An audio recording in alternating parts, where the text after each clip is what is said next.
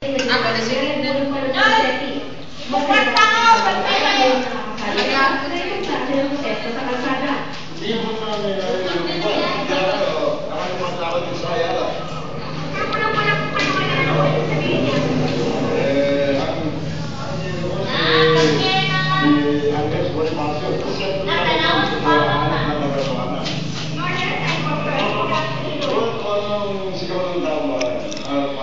Bukod kay Erap, nandito po sa prayer rally si dating Pangulo Corazon Aquino, Vice President Francisco Gingbona, Brother Eddie Villanueva, Mayor Jesse Marbinay, Mayor J.P. Ejercito, ilang kongresista at ilang miyembro ng Hayat din.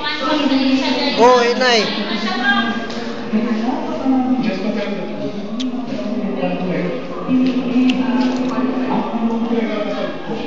Kasi intensive yun, ang nagalit ng tao. Lalo sa mga ginagawa ganyan, makakawal na cover, talagang nasatakot sa katinuan. Tulad ng napagkasundoan, karamihan sa mga politiko nakaupo lang sa gilid o kaya sa backstage. May mga sinatawan din ng civil society at ilang artista. The crew! We're all looking for a crew! Pumunta na ako dito just in case mahanap kami ito reparati. Si Gina de Venecia naman dinaan sa iba't ibang sticker at pin ang kanyang mensahe sa Pangulo. Ayaw nak, masuko si Sir di anak.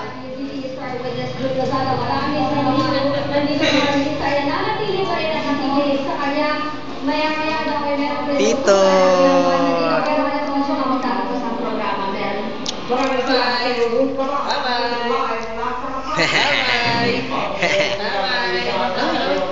Bye-bye. Asus, nangilabot.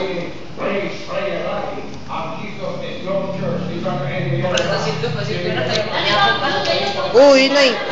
Ha? Lagi? Uy!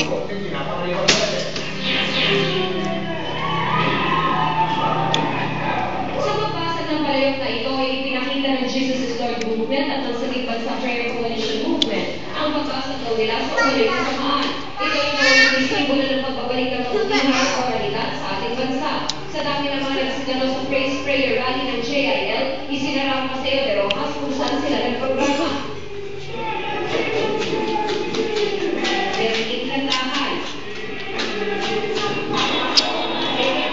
Ang mangilang-ilang sasakyan na nakataas sa Paseo de Rojas kanina, bumubusina pa bilang suporta sa pagkilos ng grupo. Si Brother Eddie Villanueva ang may mga prayer appeal. Unang para sa Pangulo, nabigyan natin ito isang malinis at malaya ang eleksyon. Villanueva. Pagkakaliligtas po ng ating bansa sa nakakapang pangalit na manitulak ang ating bansa sa tinatawag na unnecessary violence and justice. Huwag na natin ipayin Nyara. People power revolution. This is true, peaceful, honest, clean, credible establishment.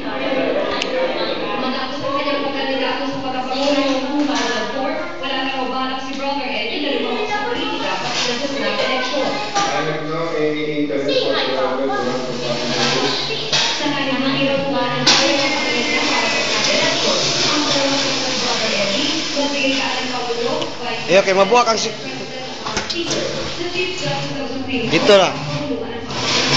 With 5 senior leaders of the region. Anang, ayan lang, kay maigo sa simi... sa...